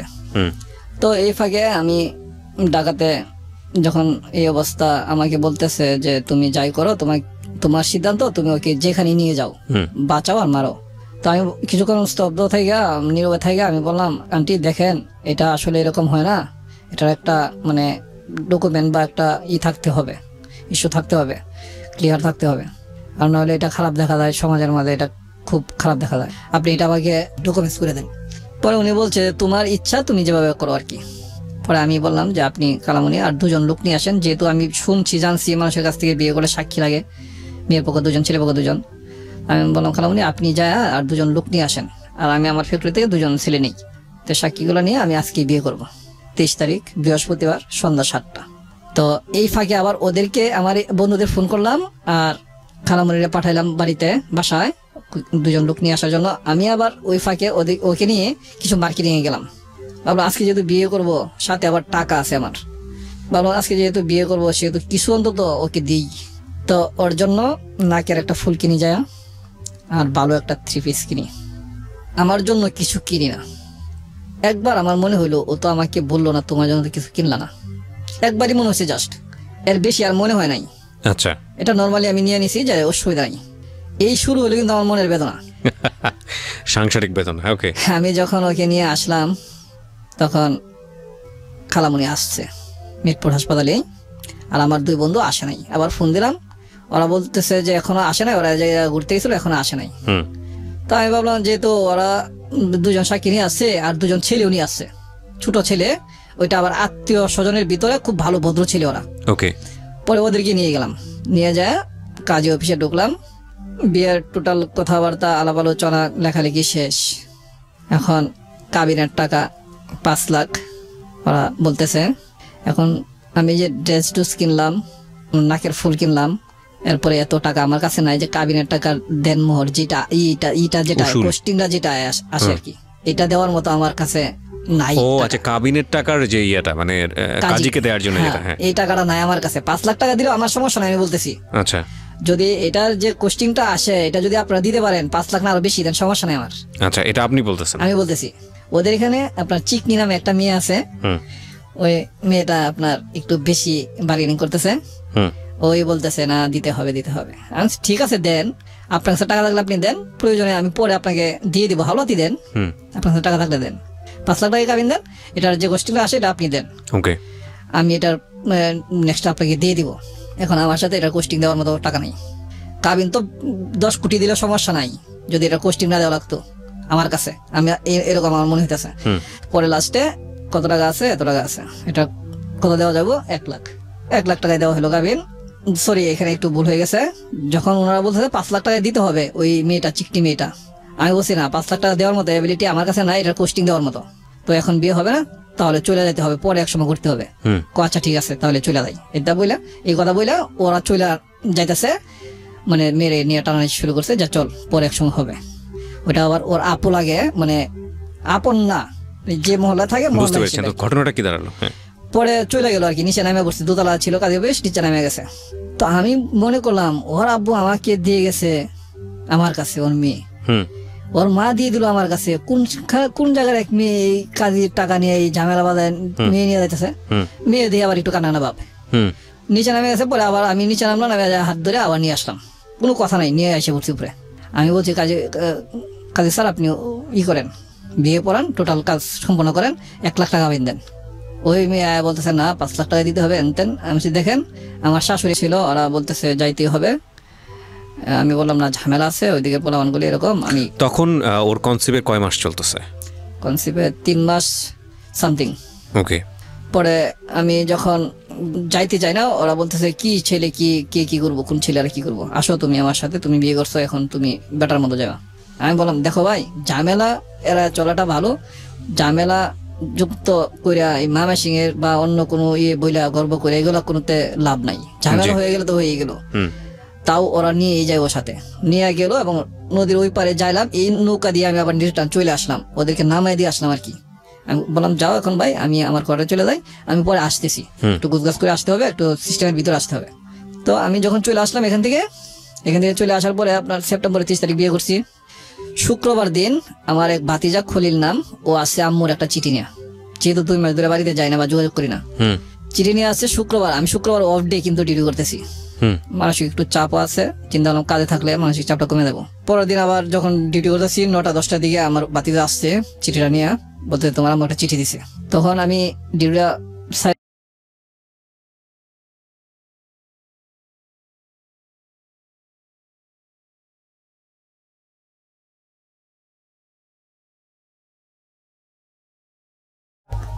তখনকার মুহূর্তটা আমার জীবনে বলার মতো না।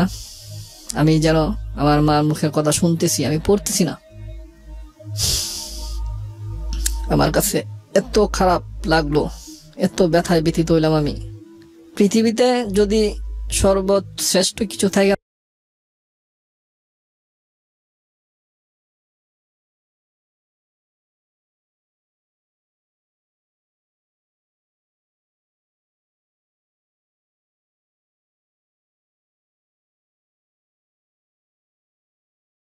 মারা গেছে, আমি এটা আমার চোখে দেখছি, আমি বুঝি এখন 1 মিনিটের ব্যথায় যে ব্যথিতটা হয় এটার শোধ করার মতো কোনো যোগ্যতা কোনো সন্তানের নাই। চিঠিটা পড়ার পরে আমি তখন এতটাই আমার মার প্রতি আবেগপ্লুপ্ত হয়েছি, হওয়ার পরে আমি এটাকে ভুলে গেছি সম্পূর্ণ। তখন আমার আম্মু এরকম ভাবে লিখলো যে তুমি এমন কিছু করো যেটা আমরা মানে মাইনে নিতে পারবো না। তো এখান থেকে আমি চিন্তা করলাম আম্মু বুঝে গেছে মার মন, সবকিছু চিন্তা ভাবনা করে আমি ওখানে যাওয়া বন্ধ করে দিলাম। বৃহস্পতিবার বিয়ে করছি, শুক্রবারে চিঠিটা পাইলাম এবং বাতিজাকে বললাম চিঠিটা কি আজকে নিয়ে আসছো, যেহেতু সকাল সকাল আসছে, সেহেতু আমি প্রশ্ন করলাম না আজকে না, এটা তোমার আম্মু দিছে বুধবার দিন আমি ঢাকা আসছি। মানে বুধবার দিন ঢাকা আসছো, তুমি বুধবার দিন আমার কাছে আসলে না কেন? তাহলে হয়তো আমার জীবনে এই ট্রাজেডিটা হয় না, অন্য একটা দিকে যাইতো, অন্য একটা মূল্যিত হয়তো বা। আম্মু এরকম ভাবে কষ্ট পাইছে, এরকম ভাবে আবেগপ্লুপ্ত হয়ে এই চিঠিটা লিখছে। আম্মু তো আমার মনে চোখে সব দেখছে, আমার চিঠি পড়ে এরকম মনে হইতেছে। আচ্ছা যাই হোক, এই কষ্টে আমি ওইখানে আর যাই না যাওয়াতে 1 দিন 2 দিন 3 দিন 1 মাস, এই আপনার এই মাসটা চলে যায়। 30 তারিখ বিয়ে করছি, 7 দিন যায় নাই, সেপ্টেম্বর মাস চলে যায়, অক্টোবর মাস যাইতেছে। তো এর মাঝে সেপ্টেম্বর মাসে 28 তারিখ 29 তারিখ একজন আসছিল আমার সম্বন্ধী, আগের তরফের যে সম্বন্ধী, পরে একজনে ডাকিয়ে দিল। আমি গেলাম, বললাম যে ভাই আমি কি আপনি, যে আমি তো শান্তনার বড় ভাই এই সম্পর্কে, তো তুমি যাইতেছ না, তুমি বিয়ে করছো যাইতেছ না, কারণটা কি? এখানে তো মানুষের সমালোচনা করতেছে। আমি দেখেন মানুষের সমালোচনা করতেছে, আমার আন্টি বলছে যে এই বিষয়টা একদম গোপন থাকবো, এখন পরে জানাজানি হবে। তো আমার ফ্যাক্টরিতে জানছে, ঠিক আছে, আমার ফ্যাক্টরিতে চাপ দিতে যাওয়ার জন্য, কিন্তু আমি মানসিকভাবে প্রস্তুত না, আর টাকা পয়সার ব্যাপার স্যাপার আছে, আমার রুম নিতে হবে, বাসা নিতে হবে, আমি এগুলো প্রস্তুত করে তারপরে আমি মানে যাবো আর কি। ওনাকে এই কথা বইটা ফেরত দিছি। তারপর অক্টোবরের 3 তারিখে আবার আসলো, ওই যে 22 ছিল ওই ভাইয়ের ওয়াইফ আসছে, তারপর ছোট একটা শালা আসছে। ওনারা আসার পরে ওনাদেরকেও এইভাবে আমি মানে যাইতে বলছি, চলে গেছে। আমি এইভাবে বলছি যে আমার টাকা পয়সার সমস্যা, টাকা পয়সা ম্যানেজ করে একটু গুজগাছ হয়ে তারপর আমাকে যাইতে হবে, আমার ঘর নিতে হবে, বাসা নিতে হবে এবং এটাকে গুজগাছ করতে হবে, একটা সংসার করার জন্য যা লাগে আর কি। যেহেতু আমার বাড়িতে শোনাইছি না, সেহেতু আমার বাড়িতে এখন নিয়ে যাওয়া যাবে না, পরিস্থিতি মোকাবেলা করে তারপর নিতে হবে। আর যে ঝামেলাটা আছে, এই ঝামেলাটা এখনো 3 মাস প্লাস হয়েছে, এখনো তার ভাবিরা বা কেউ জানে না। মানে আপনার প্ল্যান কি ছিল, বাচ্চাটাকে রাখবেন নাকি নষ্ট করে ফেলবেন? বাচ্চাটাকে আমি রাখবো। আপনার প্ল্যান ছিল এটা, ওই পক্ষ থেকে প্ল্যান কি ছিল, মানে আপনার ওয়াইফের পক্ষ থেকে? ওরা, আমি তো প্রথমেই বলছি যে আমি কিন্তু এটাও বলছিলাম যে বাচ্চাটাকে ফেলায় দেওয়ার জন্য। ওরা শেষমেশ আপনার অফারটাতে রাজি হয়েছে?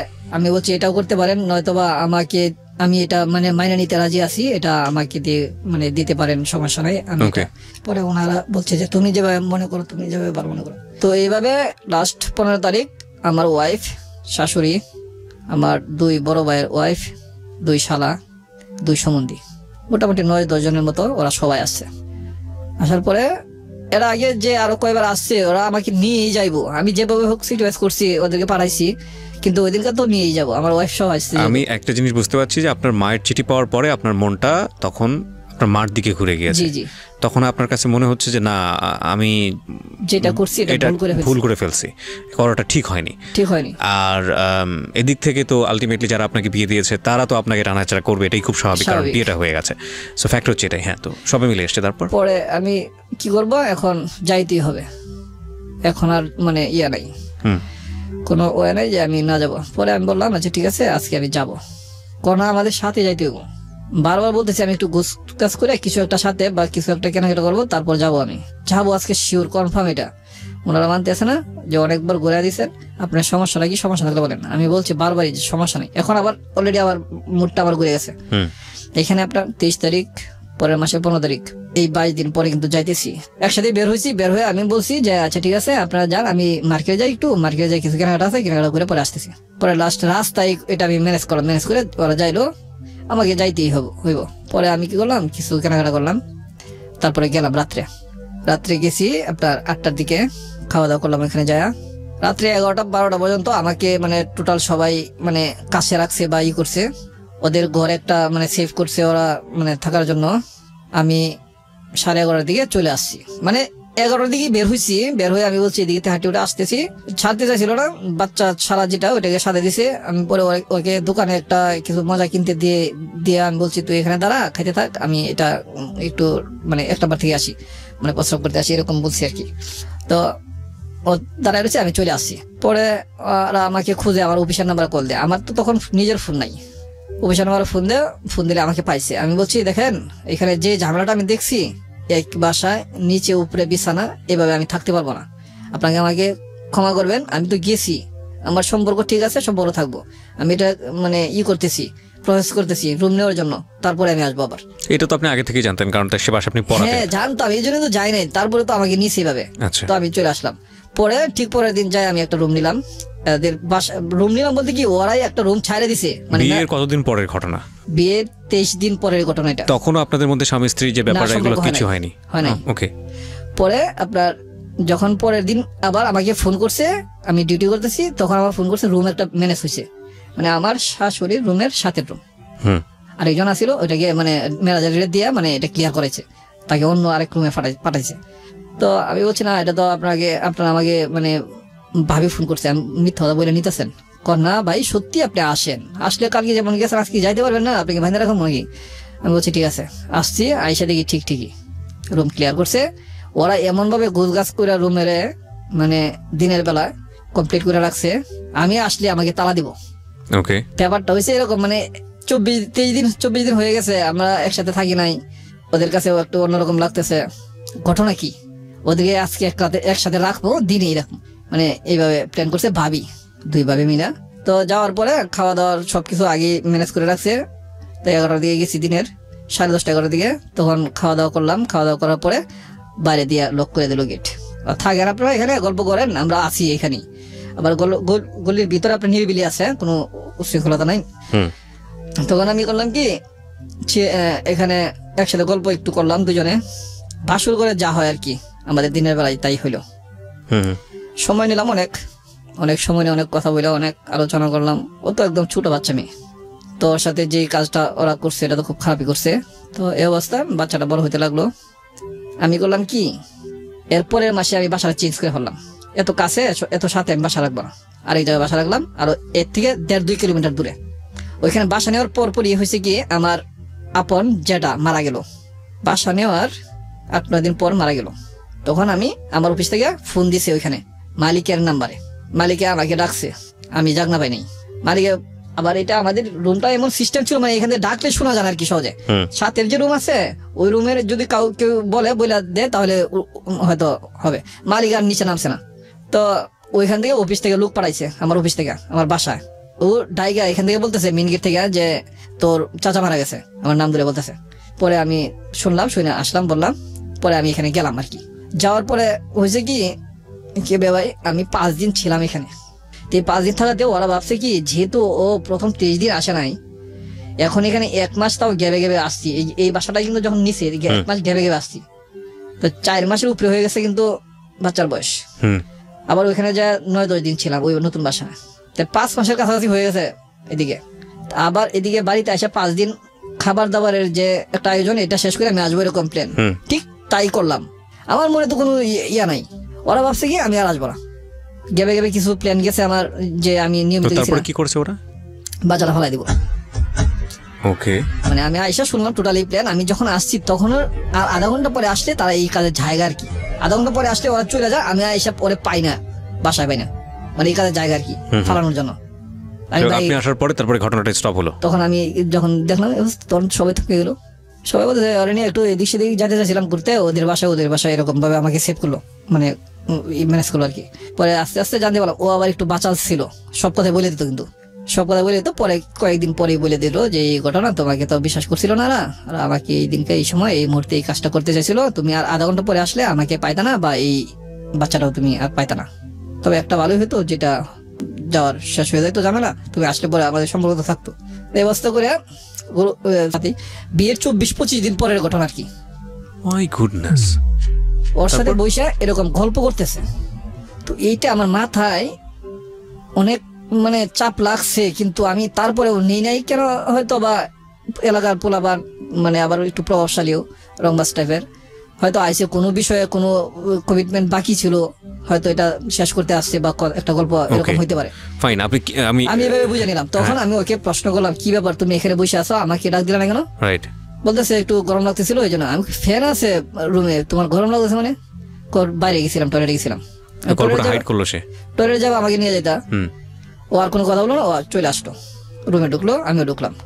আমি বলছি যে দেখো, এভাবে যদি কোনোদিন বের হও তা আমাকে সাথে নিয়ে বের হবা। এটা কি আপনি ওই ছেলেটার সামনেই বলেছেন? হ্যাঁ, আমি ওই বাকি কথাগুলি ওর সামনে বললাম, এখন ঘরের ভিতরে এই কথাগুলি বলতেছি। আচ্ছা, আগে যে কথাগুলি বলছি সেই কথাগুলি ওই ছেলেটার সামনে বলছি। আচ্ছা, তুমি এখানে আসছো কেন, আসছো, আসবা, আমাকে নিয়ে আসবা না? ও বলতে প্রস্রাব করতে গেছি বা গরম লাগছে এরকম। তো ওই ছেলেটা কোনো কথা বলেনি আপনার? ওই ছেলেটা কোনো কথা বলে নাই তখন। আচ্ছা, কিন্তু গল্পটা যে ওরা দুজন করতেছে, আমার গেটটা এমন সিস্টেমের, গেটটা আপনাতেই লাইগা যায়, টান দিলে আপনাতেই যায় লাগে। ঠিক আছে, হ্যাঁ। তারপর পরে ঘরে আমি এভাবে বুঝাইলাম, আমি দেখো এরকম জানার না হয় আমাকে সাথে নিয়ে যাবা। পরের দিন আবার ঠিক সেম একই ঘটনা দেখলো, আমরা দুজনের দৈহিক সম্পর্ক হয়েছে। তো এই সময় একটু শারীরিক অবস্থা একটু অন্যরকম থাকে, একটু শুইলে ঘুম ধরে, তো আমিও ঘুমিয়ে পড়ছি। ঘুমিয়ে পড়লেও একটু মানে ঘুমের একটু ছিল, আমার সম্পূর্ণ রেশ লাগে নাই। ও বাইরে গেছে, গেটটা একটু শব্দ করে টুন করে, আবার মিশে যখন তখন একটু টুন করে শব্দ করে, তখন আমি জাগনা হই। আমি তখন নলেজে রাখি এবং চুপ করে শুয়ে থাকি। তো গেছে, যাওয়ার পর আমি কিছুক্ষণ পরে গেছি, যাই টয়লেটে ওরা দুজন একই অবস্থা। টয়লেটে? জি। বয়স কত ছিল আপনার স্ত্রীর? 14 বছর। সি, কোনো ইভালুয়েট করবো না, জাস্ট স্টোরিটা শুনতে চাই। তারপর এই অবস্থা দেখা আমি এদিনকা একটু দূর থেকে বললাম, কি তুমি কি টয়লেটে?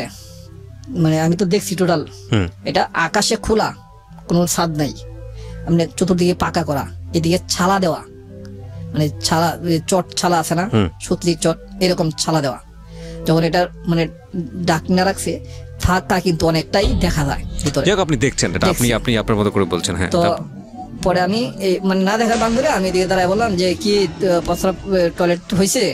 তখন চালু চালু করে বের হয়ে আসছে। কি ব্যাপার, বলার সাথে বের হয়ে আসলা? চলো চলো হয়ে গেছে। আমি তো করবো। কত তুমি পুরুষটা যাও? আচ্ছা না, এখানে করে এখন তো আর পুরুষ নারীদের কোনো সমস্যা নেই। এই কথা বলতেছি আর ঢুকতেছি, আমার হাতে ধরে লাগছে। আমি ছাড়া টান দিলাম, দেখি ও দাঁড়ানো। মানে আমি কথা হলো যেটা হোক, আমি ওকে করবো, ফেস করাবো যে আমি জানি জিনিসটা, জানাই দিই এরকম। এটা জানার পরেও দেখেন মানুষ কতটুকু সেক্রিফাইস করলে। এক্স্যাক্টলি, আমি বলি আপনার বলা উচিত না, এটা আমিই বলবো। বিকজ এই ঘটনার পর আপনি বাড়ি গেছেন এবং বাড়ি থেকে আপনি আবার ফিরে এসছেন। আপনি পারফেক্ট টাইমে না আসলে আর আধা ঘন্টার মধ্যে যদি দেরি করে আসতেন, তাহলে আপনার বাচ্চাটাকে, আপনার তো বাচ্চা আসলে তখন এটা মানে আপনার ওরসে না, কিন্তু লিগেলি যেটা মানুষ জানে, সেই বাচ্চাটাকে অ্যাবর্ট করে ফেলা হতো। বিষয়টা তো তাই, রাইট? এবং এই ঘটনার দ্বারা ওরা বুঝেছে, যেহেতু আপনি জিনিসটা জেনে গেছেন, সুতরাং ওদের মনের মধ্যে সন্দেহ তৈরি হয়েছে যে যেহেতু ছেলেটা জানে, সুতরাং ও আর ফিরবে না, বাড়ি থেকে আর ফিরবে না। এক্স্যাক্টলি। ওকে, তারপর কি হলো? এই অবস্থা কার মাথা ঠিক থাকবো বলেন? কারো মাথা ঠিক থাকাই উচিত না। তারপরেও আমি ওর বাবার কথা মনে করি শুধু। ওর বাবা আমার হাতে হাত ধরে আমাকে বললো, এতিম মেয়েটা দিছি, মেয়েটা একটু তারসিরা টাইপের, মাথা একটু বেশি ভালো কাজ করে না, তুমি একটু বুঝাই শোনা রাখবা তোমার মতো করে। তখন চিন্তা করলাম, একবার এরকম একটা নোংরামি করে এই নোংরামির ফসলও নিয়ে বেড়াইতেছে, এটা নিয়ে যদি আমি মানে নিতে পারি তাহলে এরকম ঘটনা কেন নিতে পারবো না? এরকম কিছু একটা হয়েছে। সেলফ জাজমেন্টটা না কোন অনেক মানে কি লাখে একটা মানুষের পাওয়া যায়। মানুষ কিরকম কিছু পারে আমি জানি না, এরপরে আরো কিছু যে হয়েছে এগুলো তো আরো অসম্ভব কিছু। তুই এত কিছুর পরে কিভাবে তুই ফোনে কথা বলো আর একটা ছেলের সাথে? আমার বাড়িতে নিয়ে আসছি, কিন্তু এরপরে আপনি বাড়িতে নিয়ে এসে পরিচয় করে দিলেন। একটু ঘটনা আছে এখানে। জি। তো এই অবস্থা না, বাচ্চা হইলে পরে তো বাড়িতে নিছি। তো এই অবস্থা থাকতেছে আমি আবার বাসা চেঞ্জ করলাম। ওই এখান থেকে বাসা চেঞ্জ করলাম, বাসা নিয়ে গেলাম। এটা তো বাসা চেঞ্জ করার আগে কথা বললাম। বাসা চেঞ্জ করলাম, বাসা নিয়ে গেলাম। ওইখানে তো বাড়ি থেকে আইসা পরে এই ঘটনা। ওই বাসার থেকে আমার বাচ্চাটা হয়েছে। বাচ্চা হওয়ার পরে আমার শাশুড়ি বাসা থাকে। এদিকে আমার শ্বশুর মারা যাওয়াতে আমার শাশুড়ির বাসা ভাড়া হয়ে যাওয়া অনেক। এইগুলোর দিকে আর যাইতে চাই না। এখানে অনেক ঝামেলা হয়েছে। এই টাকাগুলো আমি দিছি। দেখেন ভাই, অনেক টাকাগুলি বাইজা যায়। আর আমি এদিকে এত পরিশ্রম করছি। তখনকার সময়ে আপনার 1000-2000 টাকার উপরে অ্যাডভান্স দিত না কোনো ওয়ার্কারে। আমার 15,000 টাকা করে অ্যাডভান্স দিছে, 20,000 টাকা করে অ্যাডভান্স দিছে আমার মালিকে। আমার বাচ্চারা যখন সিজারে হয়েছে তখনকার আমি 20,000 টাকা অ্যাডভান্স নিছি এবং আরো টাকা ছিল আমার কাছে, এগুলো খরচ হয়েছে টোটালে। He is a good man. Good man এই কারণে বলছি, উনি লাইনটা বলেছে আমার বাচ্চাটা যখন এখানে উনি সচেতন ছিলেন না, এবং ওনার মুখ থেকে আমি কিন্তু বছরের পর বছর মানুষের গল্প প্রচার করি এবং আমি জানি যে কে কোথায় মিথ্যা বলছে, কে কোথায় সত্য বলছে। এবং উনি যখন বললো যে আমার বাচ্চাটা, উনি খুব ইজিলি এখানে বলে ফেলতে বলতো ওর বাচ্চাটা, কিন্তু ওটাও বলেনি। উনি বাই হার্ট ফিল করেছে। এবং আজকের এই গল্পটার অন্য জায়গাতে, প্রিয় শ্রোতা, আমি একদম শেষ দিকে এসে আপনার কথাটা বলবো। আপনাদের গা শিউরে উঠবে। আমি বহুবার গা শিউরে উঠেছে আমার। আমি যাই একটু সামনের দিকে যাই, আমাদের হাতে সময় খুব অল্প আছে। হ্যাঁ, তখন বাচ্চাটা হইলো আমার এখানে, সিজারে হইলো। সিজারে হওয়াতে আমার এখানে প্রচুর টাকা গেছে। বাচ্চাটা একটু হওয়াতে ওদের একটু সমস্যার কারণে আমার এতগুলি টাকা গেছে। যাই হোক, দুইবার সিজারের টাকা গেছে। একবার হয়েছে, যখন হয়েছে তখন তো সিজার করা হয়েছে, তখন এরপরে আবার ওরা উত্তেজিত হয়েছে, লড়াচড়া করছে, অনিয়মে চলছে, শিলিগুলো আবার পচে গেছে। এগুলো আবার আপনার নতুন করে আবার সিলি করতে হয়েছে। এটা দ্বিতীয়বার সিজারের টাকা। ঠিক আছে, আমি বুঝতে পারছি যে প্রচুর অর্থ আপনি ব্যয় করেছেন ওদের ফ্যামিলির পিছনে, আপনার ওয়াইফের পিছনে। হ্যাঁ, এই অবস্থা। আমি কিছু কোশ্চেন করি আপনাকে। আপনি বাচ্চাকে সহ আপনার বাসায় নিয়ে আসলেন, গ্রামের বাড়িতে নিয়ে আসলেন, আপনাকে ওইখানে ভয়াবহ অবস্থা ফেস করতে হয়নি? গ্রামের বাড়িতে হ্যাঁ, অনেক ভয়াবহ অবস্থা। মেনে নিয়েছে আপনার বাপ মা শেষ পর্যন্ত? বাপ মা তো মেনে নিয়েছে, এখানে বিশেষ কিছু মুহূর্তের কারণে মেনে নিয়েছে। কিরকম? এইখানে আর একটু আমার রয়ে গেছে, এটা আমি ক্লোজ করতেছি। এখানে যখন আমার বাচ্চাটা 1-1.5 মাস 2 মাস বয়স হয়েছে, তখন আমি নিয়মিত অফিস করে আমি বাড়িতে যাই, বাসায় যাই। তখন আমি বাচ্চার জন্য প্রতিদিন ফলমূল যাই পারি, অল্প অল্প কিছু নেই, যেটা প্রতিদিন আমি নিতে পারি। একদিনে নিলে আজকে 1 কেজি নিলে সবাই খাইবো, পরের দিন আর নিতে পারবো না, যার জন্য কম কম নেই। এই বাচ্চাটাকে টিপে খাওয়াই, যেমন আঙ্গুর আছে, আপেল আছে, যেভাবে রস করে খাওয়ানো যায় আর কি। বাচ্চাটা ভাই এত সুন্দর হয়েছে। আমি ওর কাছে যেদিন আমি ওর সাথে থাকলাম প্রথম, ওকে বললাম, তুমি আমাকে ছেলে দাও মেয়ে দাও যাই দাও, আমাকে সুন্দর একটা বাচ্চা, সুস্থ একটা বাচ্চা উপহার দিবা। তোমার কাছে আমার এটাই চাওয়া। আর তুমি এর বিনিময়ে কি চাইবা তুমি আমার কাছে চাইতে পারো, যখন চাইতে তোমার ইচ্ছা। যখন এই দিন বাচ্চাটা হইলো, বাচ্চাটা দেখে আমি এত টাকা খরচ গেছে আর এত পরিশ্রম করছি।